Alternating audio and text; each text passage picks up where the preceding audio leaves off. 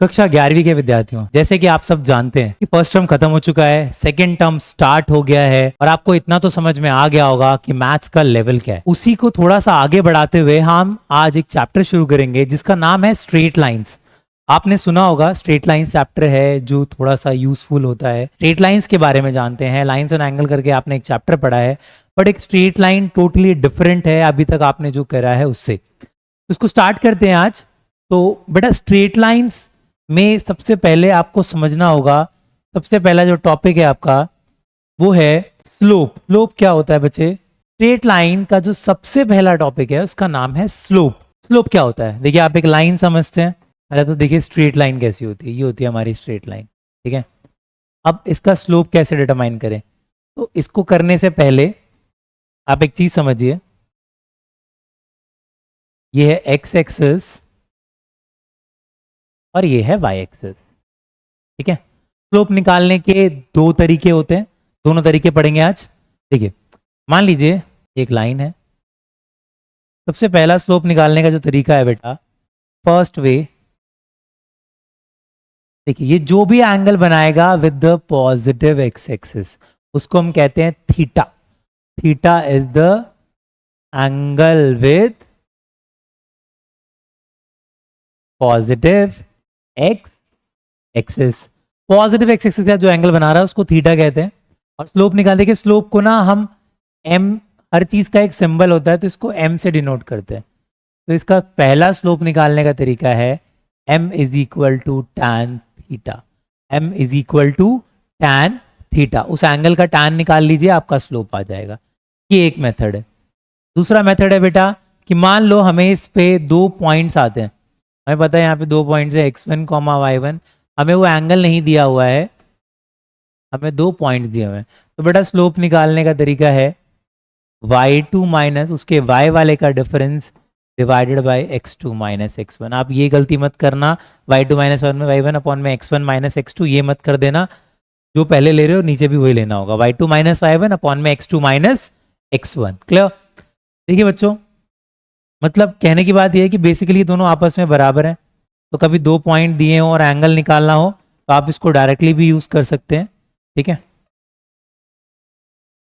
तो ये है इस चैप्टर का पहला टॉपिक, जिसे कहते हैं स्लोप ऑफ अ लाइन, ठीक है।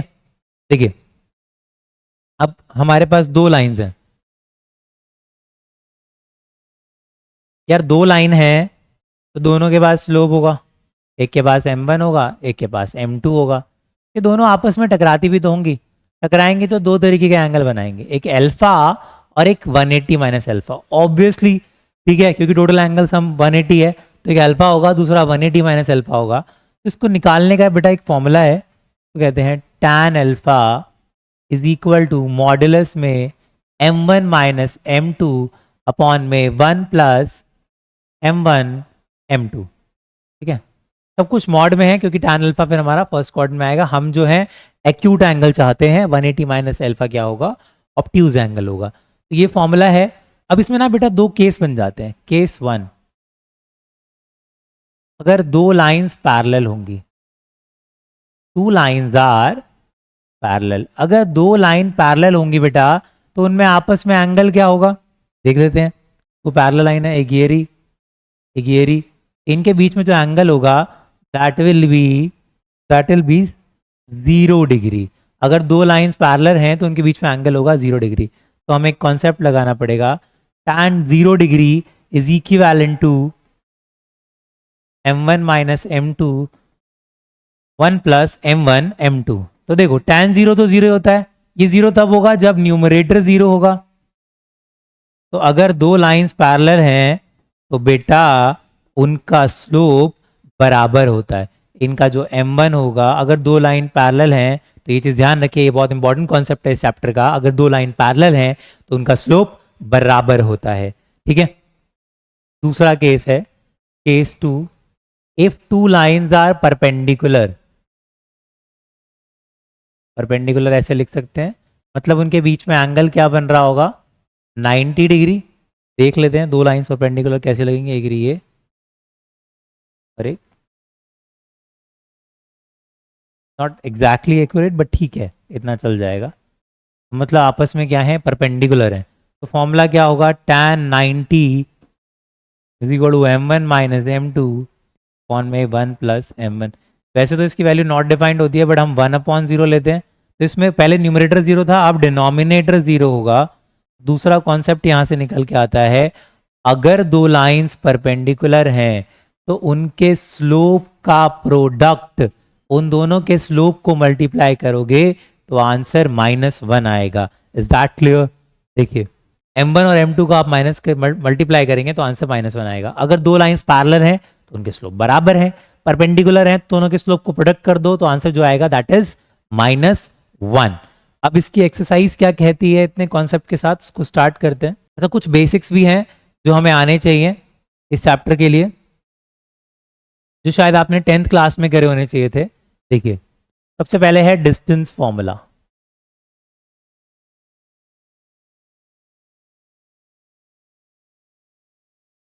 क्या है भाई distance formula?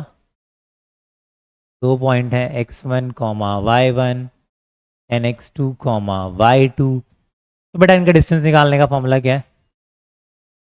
√x2 minus x1 का square plus y2 minus y1 का स्क्वायर यूनिट। ठीक है, ये है डिस्टेंस फॉर्मूला।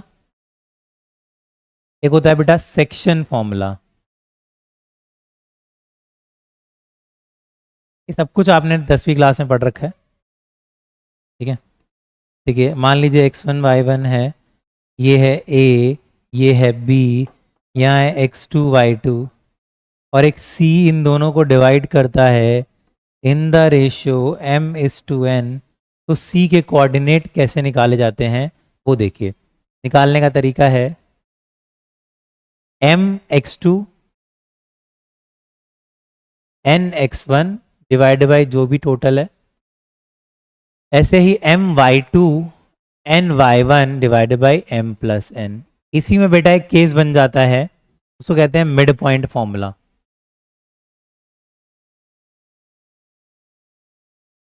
भाई मिड पॉइंट कब होगा? जब c जो होगा वो मिड पॉइंट हो जाएगा किसका? a और b का। c इज द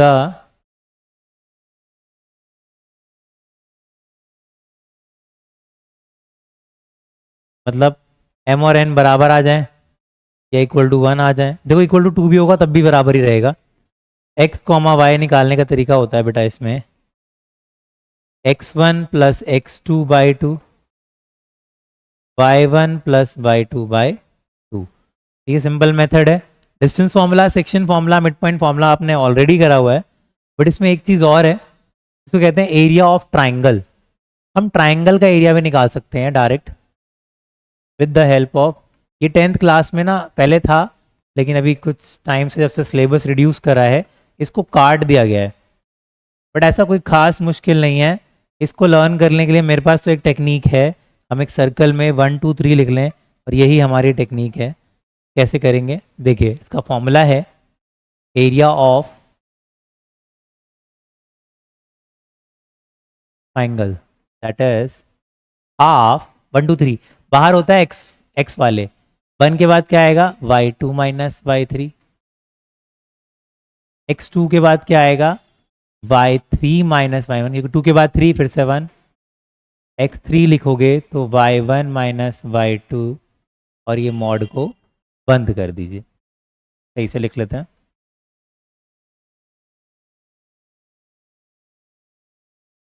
और इसका रहेगा square units 1 2 3 2 3 1 3 1 2।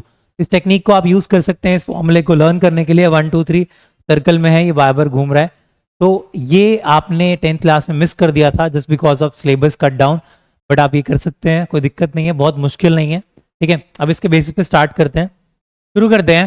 9.1 exercise straight line की। क्या कहती है एक्सरसाइज? कॉन्सेप्ट हमने करे हैं। देखिए बेटा, कह रहा draw a quadrilateral in the Cartesian plane whose vertices are this and also find the area। we have to draw it in the Cartesian plane। तो भाई ये तो पूरा ग्राफ बनाना पड़ेगा, आप ड्रॉ कर सकते हैं। ये लाइन अंदाजे से बनाएंगे, बाकी आप लोग ग्राफ पे बनाएंगे तो इजीली बन जाएगा। और एरिया निकालने के लिए जो टेक्निक यूज़ करनी है उसका इस्तेमाल करेंगे। तो बेटा अंदाजे से बताइए यहाँ पे क्या होता है, एक्स पॉजिटिव होता है, वाई पॉजिटिव होता है, x negative, y negative. This is the origin. First one से -4,5, तो समवेयर कहीं यहाँ पे होगा ये। मान लेते हैं ये है 1, ये है 2, ये है 3, ये है 4, ये है 5, ये है 6, ये है 7। Is all we need. 1 2 3 4 5 6 7, इतना ही चाहिए। -1 -2 -3 -1 -2 -3 -4, तो अंदाजे से बना रहे हैं। ठीक है, तो क्या है -4,5, सी -4,5 समवेयर भाई साहब यहाँ होंगे। क्या कह रहा है 0,7, 0,7। एक्स 0 कहाँ होता है, ये हो गया ए, ये हो गया बी। फिर क्या कह रहा है 5,-5। Okay so this is it. ये कैसी फिगर बनेगी भाई, बना लेंगे जैसी ही बनेगी। तो कलर चेंज कर लेते हैं। ठीक है जी, और क्या है -4,-2, तो समवेयर यहाँ कहीं होगा ये -4, ये सब अंदाजे से बनाया, ज़्यादा जज मत करो। ठीक है, ये रहा सी, ये रहा डी, बाकी दिमाग आप लगाते रहना। मेरे को बस जोड़ना है, मैं जोड़ रहा हूँ। 1 2 3,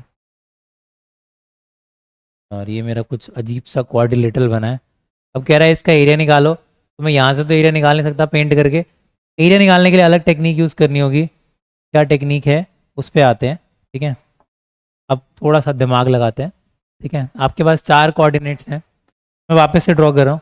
ठीक है, जस्ट फॉर से कि मेरे को आसान लगे थोड़ा सा। ठीक है, तो भाई ए है मेरा -4,5, बी है 0,7। ठीक है, सी है बेटा 5, -5, और डी है -4, आपसे कह रहा है find the area of A B C D. तो बेटा area of A B C D निकालने के लिए मैं क्या करूँगा, क्योंकि मेरे को एरिया ऑफ ट्राइंगल अभी भी सिखाया गया है।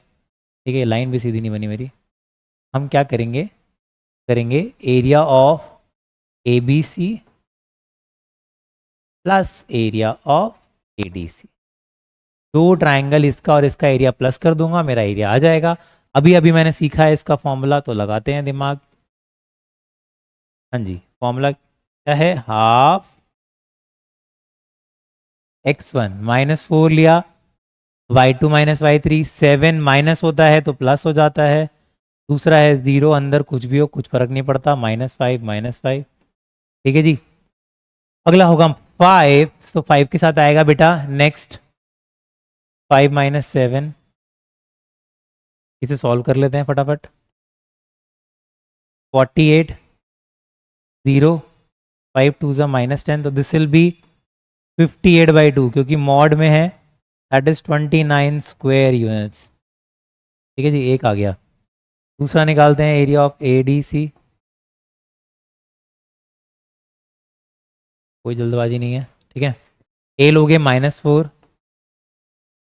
-2 +5, प्लस लोगे -4, -5 +5, दैट विल बी 5 + 2 7। देखते हैं क्या आता है। -4 और ये प्लस का 3 होगा, -12, 40, 5 7 35। दिस विल बी नेगेटिव ना, दिस शुड बी नेगेटिव। क्या आ रहा है, -4 -5 x1। Oh, I guess I have taken something wrong. -4, 5, 0, 7, 5, -5, -4, -2। तो ये कितना आएगा, 40 में से 12 गया तो 23, 63। दैट विल बी 31 पॉइंट, सही है, 31.5 स्क्वायर यूनिट्स। ठीक है, दोनों एरियाज को प्लस कर दोगे, कहीं पे जगह है स्पेस है तो प्लस कर देते हैं, यहाँ यूज़ कर लेते हैं बेटा, या नेक्स्ट पेज यूज़ कर लेते हैं।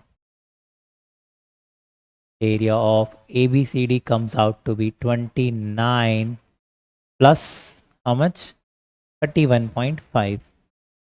ठीक है, that will be 60.5 square units, जो पीछे शायद दिया होगा 121/2, नॉट एन इशू, आप ये भी कर सकते हैं। आगे बढ़ते हैं।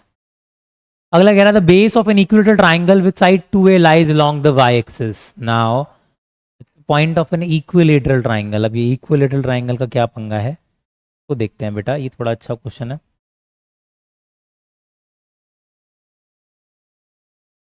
What is an equilateral triangle? देखिए, maths demand practice, without practice there is no mathematics. ठीक है, आपने वो मूवी देखी होगी ना, ड्यूटी के बाद जितना प्रैक्टिस उतना ड्यूटी, समथिंग ऐसे करके है ना, धोनी वाली मूवी में। तो यही है भाई, आप जितना प्रैक्टिस करेंगे मैथ्स में उतना अच्छा स्कोर कर पाएंगे। It is lying along the, तो भाई अगर 2a वाई एक्सिस में होता है और इसका मिड पॉइंट है ओरिजिन, तो मिड पॉइंट होगा तो ए ऊपर होगा ए नीचे होगा। इसके कोऑर्डिनेट हो जाएंगे बेटा 0, a और इसके हो जाएंगे 0, -a। कि आपसे पूछ रहा है तीसरे कोऑर्डिनेट। अब देखो यहाँ पे एक झोल है, झोल क्या है, जो तीसरा कोऑर्डिनेट होगा वो यहाँ भी हो सकता है,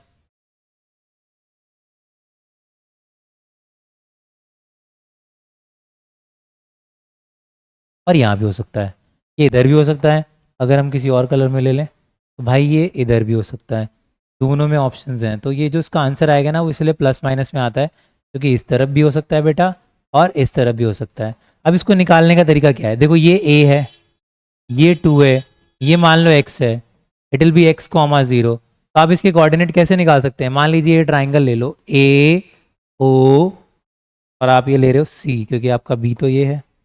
तो आपने a के कोऑर्डिनेट तो बता दिए, 0, a, 2 आपने निकाल लिए। आपको सिर्फ c फाइंड आउट करना है। c ये भी हो सकता है और c ये भी हो सकता है, डिपेंडिंग ऑन प्लस है या माइनस। ठीक है, तो देखिए इन ट्राइंगल ए ओ सी आप क्या लगा पा रहे हैं? यूजिंग पाइथागोरस अंकल की theorem.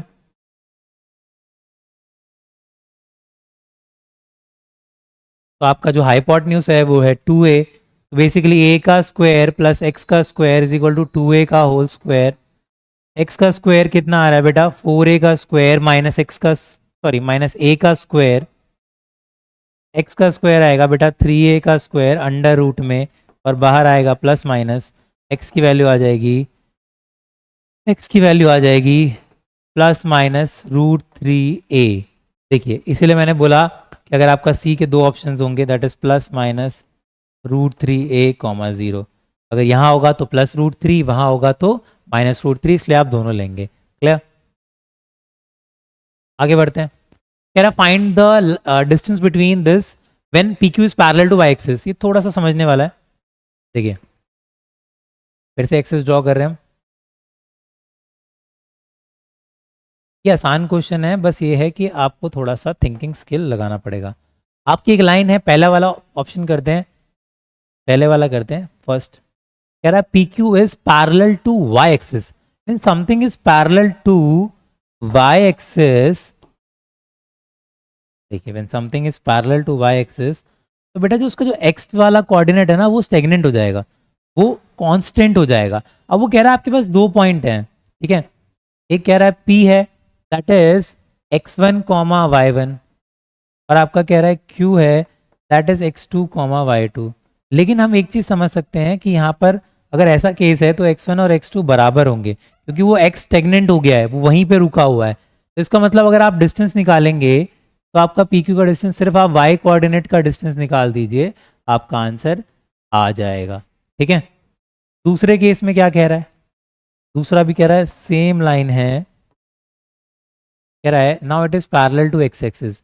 When it is parallel to x axis ना बच्चे, तो इसमें क्या होगा?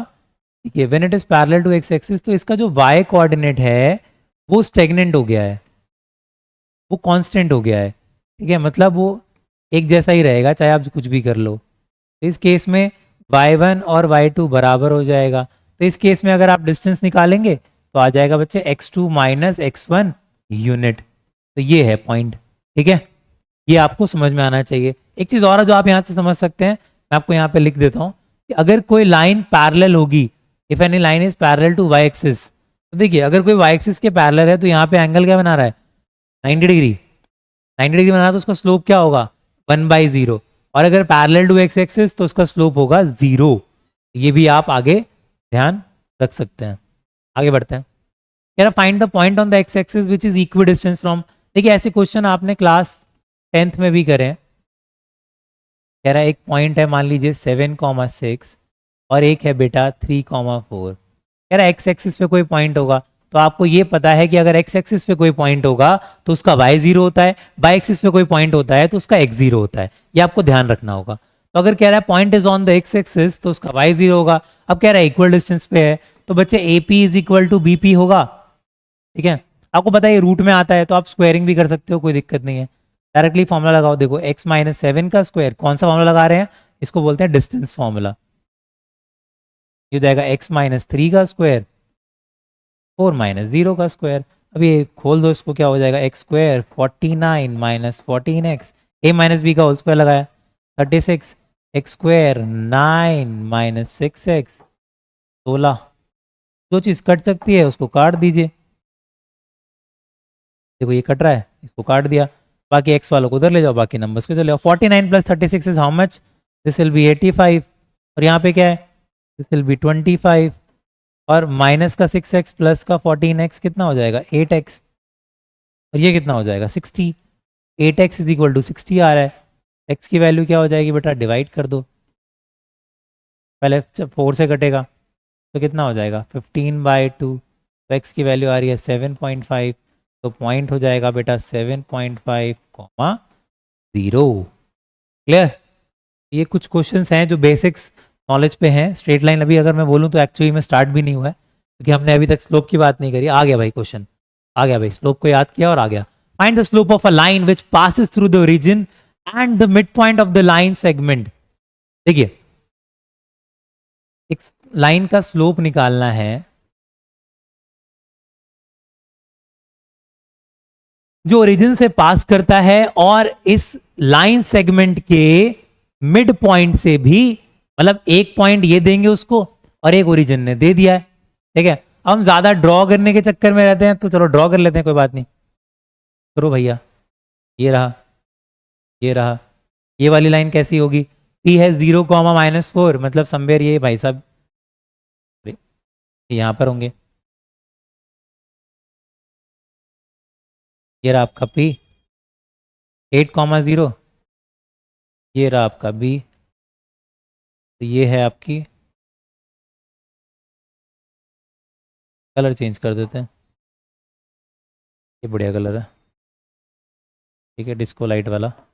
तो ये आपकी लाइन है PB, और आपको जिसका स्लोप निकालना है वो ओरिजिन से पास कर रही है और कह रहा है एंड इसके मिड पॉइंट को ज्वाइन करिए। देखो मिड पॉइंट ऐसा तो नहीं होगा, खैर इसे कहीं फेंको जाके, मिड पॉइंट यहाँ कहीं होगा। तो आपको इसका कल्याण करना है, इस लाइन का नाम है मान लो OA। एक पॉइंट आपको पता है, स्लोप निकालने के लिए 2 पॉइंट चाहिए होते हैं। आपको पता है A is the mid point of PB,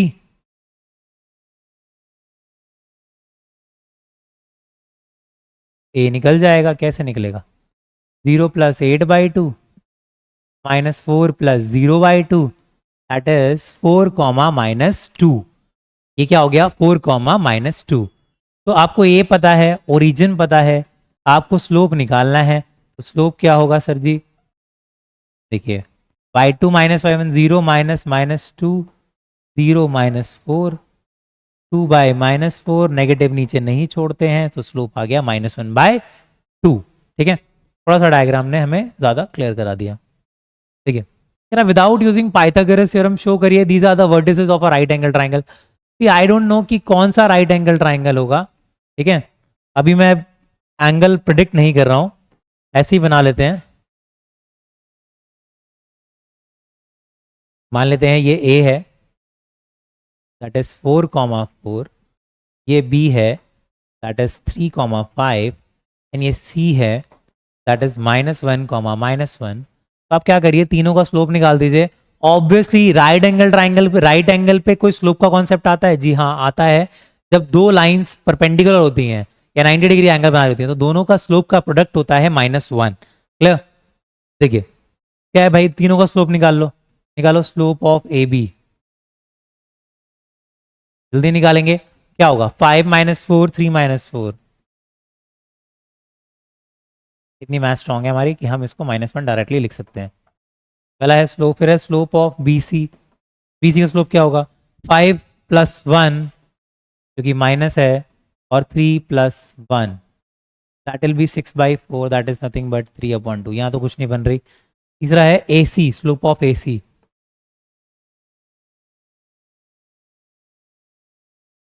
-1 -4 -1 -4, same same है, कट के 1 आ जाएगा। अब देखिए ए बी और ए सी का स्लोप का प्रोडक्ट -1 आ रहा है, therefore A B is perpendicular to A C. अब ए बी और ए सी अगर परपेंडिकुलर हैं तो बेटा उनमें कॉमन क्या है? तो ए ही 90 डिग्री होगा। ये रहा आपका 90 वाला angle. Yes it is an right angled angle. ठीक है, व्हाट हैपेंड? ठीक है, find the slope of a line which makes an angle 30 degree with the positive direction of y axis. That is not talking about x axis, it is talking about y axis. अब भैया वो x axis के साथ नहीं, y axis के साथ angle बना रहा है, तो क्या करेंगे? देखिए बना के देखते हैं। ये रहा, दिमाग लगाते हैं कैसे करेगा।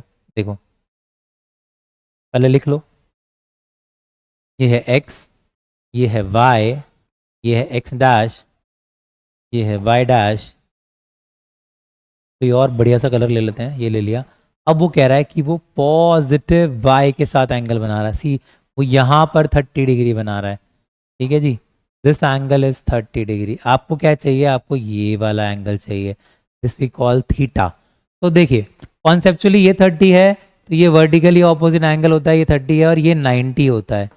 तो बेटा थीटा जो होगा वो 120 हो जाएगा। आपने 9th क्लास में पढ़ा था exterior angle property, sum of two interior angle is equal to exterior angle. हम यहाँ लिखते हैं ई ए पी, और आपका स्लोप हो जाएगा tan 120 डिग्री। जैसा कि हमने ट्रिग्नोमेट्री में पढ़ा था कि हम सेकंड क्वाड्रेंट में आ गए, वहाँ पर थीटा को थीटा नहीं 180 माइनस थीटा लिखना होता है, लेकिन हमारे tan भाई साहब सेकंड में नेगेटिव होते हैं, तो माइनस का tan 60 हो जाएगा, और this will come out to be बेटा माइनस का √3।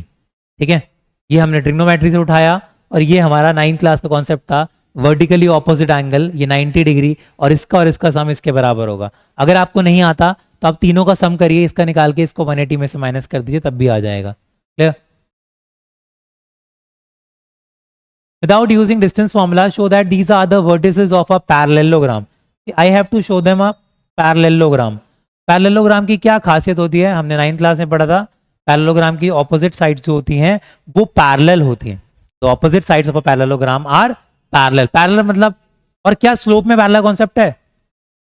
जी हाँ है। स्लोप में क्या होता है? जो लाइंस पैरेलल होती हैं उनका स्लोप इक्वल होता है। क्लियर? हमें देखना है कैसे होगा। एक तो ये कोई नहीं बेटा, धीरे धीरे सीख जाऊंगा मैं। ठीक है, ओ ए क्या है? -2 -1। बी क्या है? 4,0। सी क्या है? 3,3। डी क्या है? -3,2। अब आप चारों का स्लोप निकालेंगे। ठीक है, slope of A B, A B का स्लोप क्या होगा? क्या स्लोप का फॉर्मूला क्या है? y2 - y1, तो 0 -1 बाय 4 -2, तो दिस विल बी 1/6। ऐसे ही आप BC का स्लोप निकालिए। क्या होगा 3 minus 0 3 minus 4 that -3। Slope of D C निकालिए। देखिए क्या होगा 3 - 2 3 माइनस -3 दैट इज 1/6। तो यस गॉट इट, इक्वल आ रहा है। ऐसे ही लास्ट में स्लोप ऑफ एडी, एडी का स्लोप निकालेंगे बच्चे तो क्या होगा देखिए 2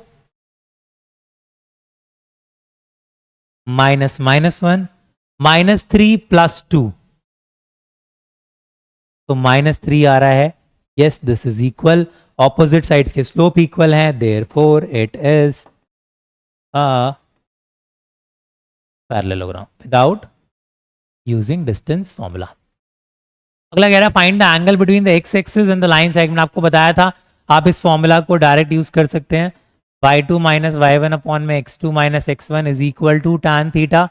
आप इसको डायरेक्टली यूज कर सकते हैं बच्चे। तो कैसे होगा देखिए y2 minus y1 -2 + 1 4 -3 is equal to tan theta. This is coming out to be -1। tan theta जो होता है वो सेकंड क्वाड्रेंट में नेगेटिव होता है बच्चे।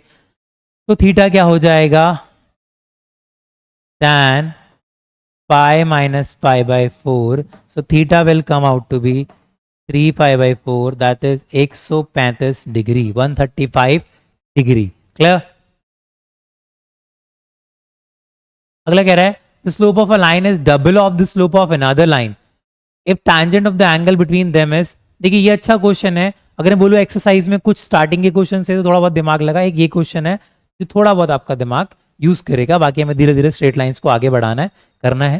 देखते हैं क्या दिया हुआ है, उस पर वर्क करते हैं। आपको दिया हुआ है दो लाइंस के बीच का एंगल, जो मैंने स्टार्टिंग में बोला था एल्फा। बेसिकली आपको ये एंगल दिया हुआ है एल्फा। आपको कह रहा है एक का स्लोप दूसरे का डबल है। अगर मान लीजिए एक का एक्स है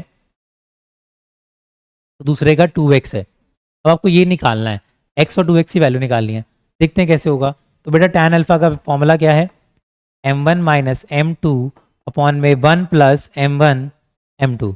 तो देखिए tan अल्फा क्या है 1/3, इसको पुट कर दें x माइनस 2x अपॉन में 1 प्लस x इंटू 2x। देखिए एक खासियत होती है मॉडुलस की, पहले इसको सॉल्व कर लेते हैं फिर बताएंगे। x minus 2x will be -x 1 plus 2x square. देखिए जब भी मॉड खुलता है अंदर वाली चीज़ें तो पॉजिटिव हो जाती हैं, लेकिन अब देखिए ये तो ऐसे हो जाएगा, लेकिन मॉड एक बार प्लस से कंपेयर होता है एक बार माइनस से। तो हम देखिए इसको जब हम ओपन करेंगे तो आप इससे इसको कंपेयर करेंगे किससे, +-1/3। ठीक है।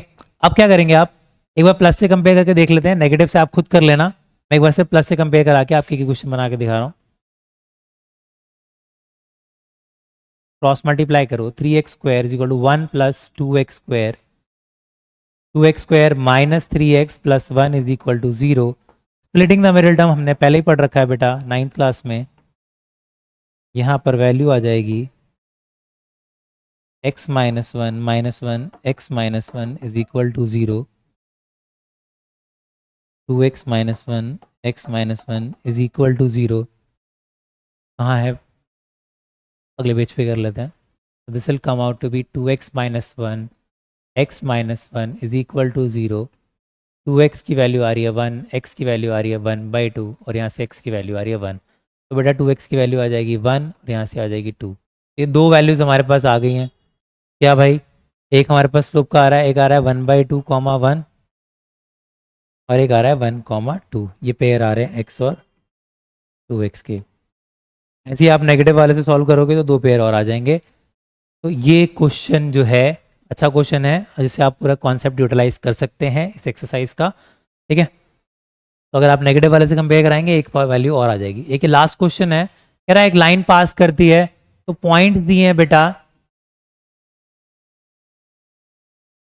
और स्लोप दे रखा है, तो आप डायरेक्टली फॉर्मूला लगाओ k माइनस y1 इधर ले आओ। क्या होगा k माइनस, मैंने इसको इस तरफ लिख दिया और ये मल्टीप्लाई करके इधर लिख दिया, यही लेके आना था। ये बहुत आसान सा क्वेश्चन है, अगर आपको बेसिक कॉन्सेप्ट समझ में आ गया है तो आप ये आराम से कर लेते हैं। 9.1 एक्सरसाइज में बच्चों इतना ही है। ठीक है। अब हम 9.2 एक्सरसाइज की तैयारी करेंगे, 9.3 करेंगे। ये चैप्टर थोड़ा सा थिंकिंग स्किल्स को बढ़ाता है। 11th क्लास की मैथ्स उतनी आसान भी नहीं है जितनी हमें लगती है, लेकिन फिर भी अगर आप प्रैक्टिस करते रहेंगे रोजाना, अगर एक एक्सरसाइज या एक चैप्टर, कोशिश तो ये करिए कि आप जैसे कम समय बचाए तो आप ज़्यादा से ज़्यादा चैप्टर निपटाने की कोशिश करिए। That's it. ठीक है, थैंक यू।